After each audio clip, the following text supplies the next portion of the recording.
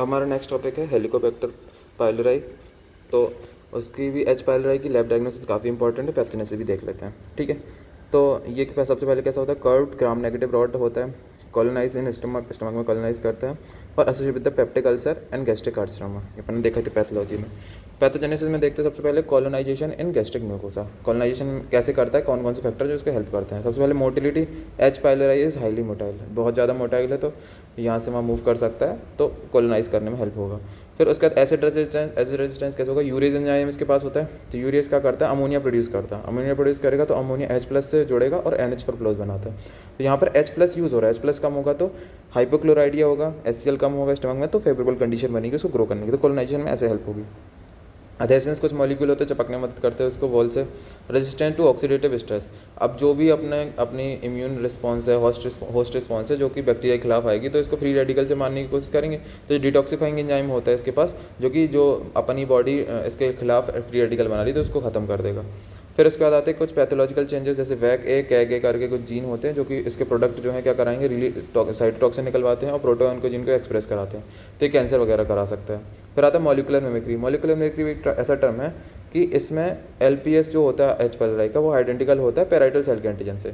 तो जब भी इसके खिलाफ एंटीबॉडी बनेगी तो पेराइटल सेल को भी डिस्ट्रॉय कर देगी वो, तो सेल्फ टॉलरेंस कम हो जाता है और ऑटो एंटीबॉडी फॉर्मेशन हो जाती है। ठीक है, तो ये पैथोलॉजिकल चेंज में अपन देख रहे हैं। फिर आता है एनवायरमेंटल रिस्क फैक्टर। एक तो स्मोकिंग है, ये भी रिस्क बढ़ा देगा। एच पाइलोराई पहले से प्रेजेंट है और स्मोकिंग भी कर रहा है पर्सन, तो अल्सर और कैंसर के चांसेस बढ़ जाएंगे। Diet high in salt and preserve food increase cancer risk, तो अगर सॉल्ट और प्रिजर्व फूड ज़्यादा है तो उसमें भी कैंसर का रिस्क बढ़ जाता है। क्लिनिकल मैनिफेस्टेशन में देखें तो वही पैथोलॉजी वाले, एक्यूट गैस्ट्राइटिस एंट्रम में है most common site, enteral gastritis से ड्यूडेनल अल्सर होता है और पैन गैस्ट्राइटिस से एडिनोकार्सिनोमा कराते हैं।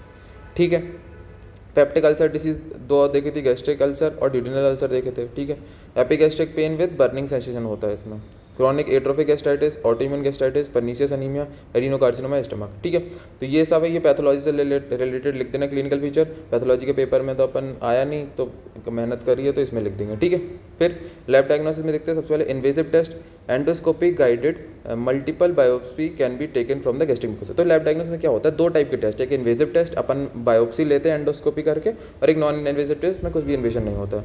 तो इन्वेजिव टेस्ट में अपन वो टिश्यू निकाल लेंगे या फिर कुछ वो म्यूकोसा निकाल देंगे और वहाँ से उस पर टेस्ट करेंगे। सबसे पहले हिस्टोपैथोलॉजी देखेंगे उस म्यूकोसा में, तो कौन सा स्टेन यूज़ करते हैं, Warthin Starry silver stain. Warthin Starry silver stain जो है ना, बहुत इंपॉर्टेंट नाम, याद कर लेना। ग्राम स्टेन में कर्व्ड ग्राम नेगेटिव वेस्लाइज दिखेगा और सीगल शेप दिखेगा, सीगल भी एक बर्ड होती है उसके जैसे दिखता है।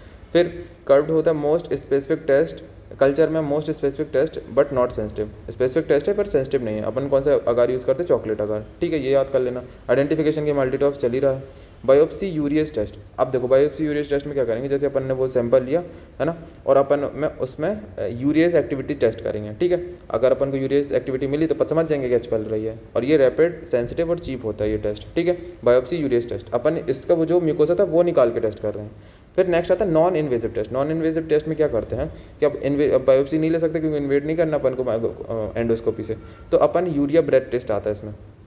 तो पेशेंट को यूरिया का सॉल्यूशन ड्रिंक कराएंगे। ठीक है, यूरिया अंदर जाएगा, तो अगर मान के चलो उसके अंदर पेट में एच पाइलोराई है, यूरियस प्रोड्यूस कर रहा होगा, तो यूरिया को तोड़ देगा और यूरिया से तोड़ के CO2 निकलेगी। तो जब वो ब्लो करेगा ट्यूब में, then blow into tube if CO2 is detected, अगर CO2 डिटेक्ट हो रही है तो इसका मतलब है कि उसके पेट में एच पाइलोराई है। ठीक है, तो ऐसे पता कर लेंगे। Best test to detect live bacteria, live bacteria करने के लिए बेस्ट टेस्ट है। मोस्ट सेंसिटिव क्विक होता है। Use to monitor treatment response, treatment response को मॉनिटर करने का काम आता है। ये तो हो गया अपना यूरियस ब्रेथ टेस्ट। फिर आता है फीकल एंटीजन ऐसे। फीकल एंटीजन ऐसे क्या है, फीकस में अपन एंटीजन देखेंगे। फिर उसमें क्या होगा कि नॉन इन्वेजिव है, highly sensitive and specific. Non invasive तो है ही। फिर detect both live and dead bacteria, इसमें दोनों लाइव और डेड बैक्टीरिया अपन देख सकते हैं। फिर आते हैं एंटीबॉडी डिटेक्शन, एलाइजा से करते हैं, एंडोस्कोपी वगैरह से एलाइजा से करते हैं अपन। ठीक है, फिर एंडोस्कोपी के पहले करते हैं एलाइजा से एंटीबॉडी डिटेक्शन। ठीक है, फिर ट्रीटमेंट में आते हैं दो थेरेपी अपन ने पढ़ी थी फार्मा में, क्वाड्रुपल थेरेपी, इसमें देते हैं ओमिप्राजोल, बिस्मथ सबसैलिसिलेट, मेट्रोनिडाजोल और टेट्रासाइक्लिन 14 दिन के लिए, और एक ट्रिपल थेरेपी पढ़ी थी, ओमिप्राजोल, क्लैरिथ्रोमाइसिन, मेट्रोनिडाजोल। ठीक है, तो ये था एच पाइलोराई इन्फेक्शन में। लेकिन सबसे ज़्यादा इसका लैब डायग्नोसिस इंपॉर्टेंट है, अलग से लैब डायग्नोसिस पूछा जा सकता है, तो कर लेना। Thank you.